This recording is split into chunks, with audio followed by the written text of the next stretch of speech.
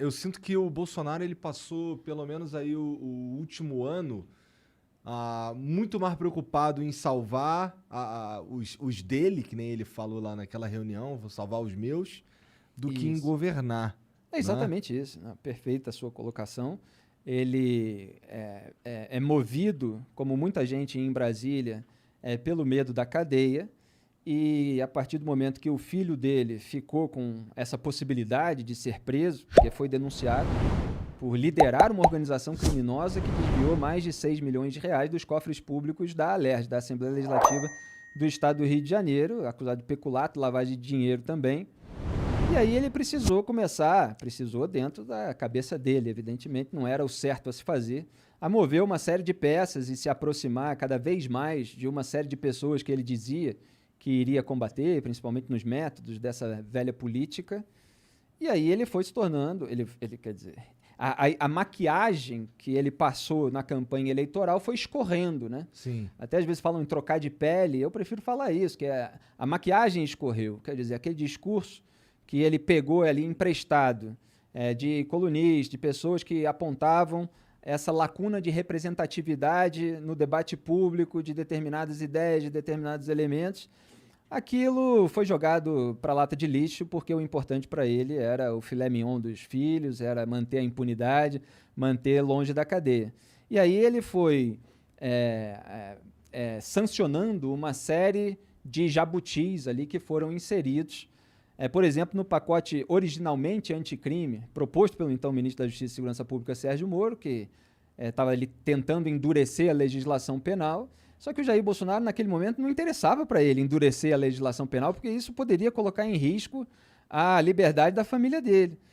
Então, inseriram ali, por exemplo, a criação da figura do juiz de garantias, que divide a primeira instância em duas, sendo que a gente já tem 4, com toda essa lentidão, com todos esses espaços e brechas para as tramóias de bastidor. Então, eles queriam separar o juiz da fase de investigação, porque vários já eram incomodados por um juiz, que eles odiavam e tal. Então, queriam ter uma possibilidade de passar o caso para um outro juiz para sentenciar. E inseriram ali a restrição à prisão preventiva, a restrição à delação premiada. Tudo fazia parte de um mecanismo que o Jair Bolsonaro precisava ativar ali para que a família dele não fosse pega. Aí você teve outras etapas, né? A própria sanção da lei de abuso de autoridade, em diversos pontos ali que tem esse nome bonito, né? Ninguém é a favor de abuso de autoridade, só que a questão é o texto. Você precisa ver todos os itens que são colocados. Então, eles sempre dão um nome lindo e maravilhoso. O nome da lei não descreve nada do que ela realmente é. Nada, é para enganar a gente ingênua, né? A gente tem que ler o que vai lá escrito. E aí você tem uma série de dispositivos ali que servem para cercear, para intimidar a atuação de investigadores, de juízes. Ele tirou o COAF do Ministério da Justiça e Segurança Pública, que é ali o Centro de Controle de Atividades Financeiras. O sistema bancário passa ali movimentações suspeitas, eles fazem um relatório, o relatório do COAF veio entre a eleição do Jair Bolsonaro e a posse, que foi quando foi detectada a movimentação bancária atípica do Fabrício Queiroz, que é o operador ali do gabinete do Flávio Bolsonaro. Toda essa história tá muito mal contada, cara. E aí eles escantearam o COAF, não fizeram investimento num equipamento ali importante para a detecção de lavagem de dinheiro. E isso foi culminar agora com a alteração da lei de improbidade administrativa também, para abrandar qualquer possibilidade ou tirar a possibilidade de punição de políticos pegos com mau uso ou desvio de recursos públicos, e teve a interferência na Polícia Federal, que é um caso escandaloso. Ele queria trocar o superintendente da PF no Rio de Janeiro, quando justamente um dos casos envolvendo o Flávio Bolsonaro, porque é dividido em dois ali, você tem esse processo que agora o STJ está tentando varrer para debaixo do tapete, e você tem um desdobramento dele, que é o inquérito eleitoral. Mas não conseguiu varrer para debaixo do tapete? Sim, de certa forma, sim. Com uma manobra, tem assim, todos os detalhes, estava analisando ontem e hoje, com uma manobra em conjunto com o Supremo Tribunal Federal, que é muito engraçado, né? Tem gente que se deixa levar, se deixa engambelar pela retórica bolsonarista, eles posam assim de combatentes do Supremo Tribunal Federal, mas estão lá tomando cafezinho com o Gilmar Mendes, está lá abraçando sábado Eles à noite próprios Dias melaram Toffoli. o Lava-Toga, né? A Exatamente, CPI essa é outra história que eu posso lembrar aqui com todos os detalhes, melar a CPI da Lava-Toga. Mas no Supremo, o Gilmar Mendes ficou responsável pelo recurso do Ministério Público do Rio de Janeiro contra o foro privilegiado retroativo, né, como a gente passou a chamar, que foi concedido para o Flávio Bolsonaro. Porque ele era deputado estadual, virou senador, mas os crimes acusados ocorreram durante o mandato de deputado estadual. Aí o que o Gilmar fez? Engavetou o recurso do MP e ficou segurando lá na gaveta, enquanto, obviamente, o Gilmar passava a boiada dele, porque ele está sempre lá para blindar os velhos tucanos.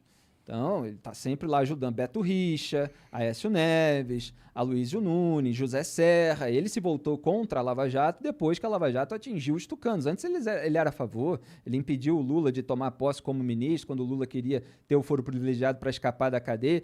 Então, o Gilmar Mendes engavetou.